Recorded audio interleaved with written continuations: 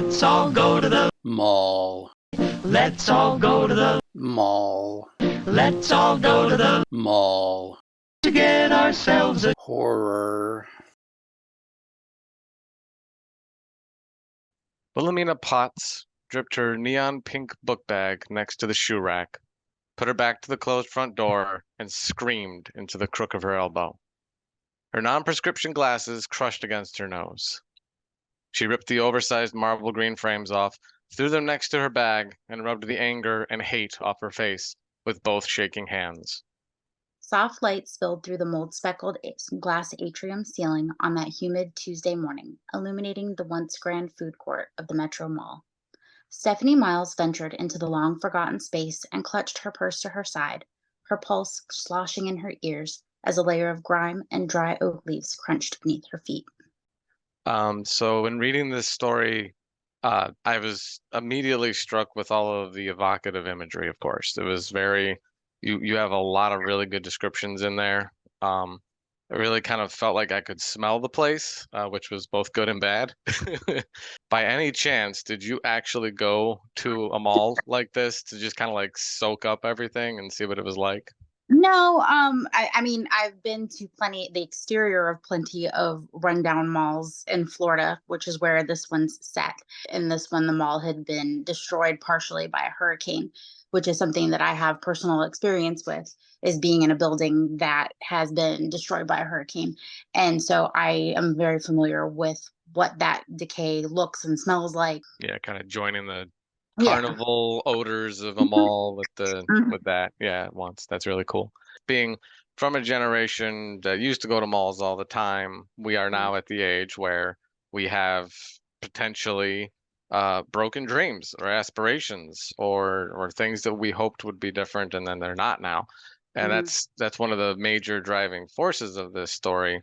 This is very appropriate, I think, for a mall Mhm. horror story because that generation is in that stage in their life where their dreams are like this now. Was there any kind of specific person or incident that inspired that as the theme for Oh, you sure. here? Well, I mean, like my character, I'm also a mother, and I wanted to kind of view the way that my experience with the mall has changed now, you know, since from when I was a teenager, and that when I was a teenager, it was my playground, and now it's it's a place that I take my kids to go get their pictures with Santa or whatever, you know, Yeah. and for how my relationship with malls have changed, and that they're not quite the same as they used to be.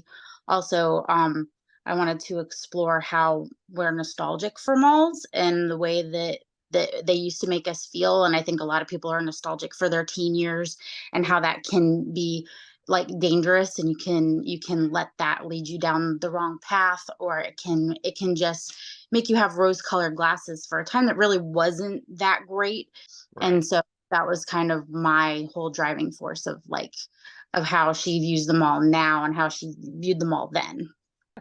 So I loved the title and how you wove that into, because the title of yours is Posers, and how you wove that into like teenagers and their relationship with each other and how they view each other. And was that your main underlying theme for your story?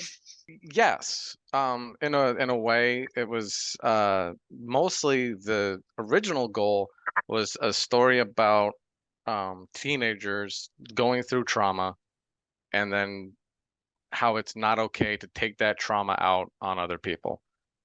Because I've grown up, bullied, surprise, and lots of other people I know have been as such. And there's two types, it seems like. There's people that have dealt with it well and are very comfortable with themselves, and there are people that are just the worst and they're just mean to people.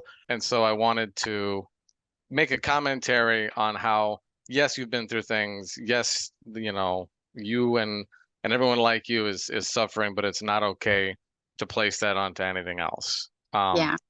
And then the fact that they're mannequins and they're like literal posers, just kind of like a snake eating its own tail ended up. Yeah. Yeah, an Ouroboros of meaning. Right. Yeah, so and then we also discussed how your story was about grief and out of an anthology. Our stories were both a little more sad than they were horror, and like maybe grief horror. Trauma is horrific. You know, the things that people have been through and how they do or do not deal with them well is horrific, very often. I find that almost every story is a vehicle for, you know, that kind of catharsis or for getting across deeper meaning. And so while our stories are sad, and they are horror, I think that they don't they can't really be separated. You know, like the horror of our stories is the sadness that comes along with it. When I was reading your story, I was trying to get a sense of place, and it seemed like to me it was set in like Anytown, USA. Yeah. Also, the beginning had a very like that sense of desolation and rundown town in the way that like Detroit is in It Follows in the beginning, the chain link fence, and then the distant building, the monolith. Yeah, so I'm not from every town right now, but I'm from Buffalo, New York, which is like a stone's throw away.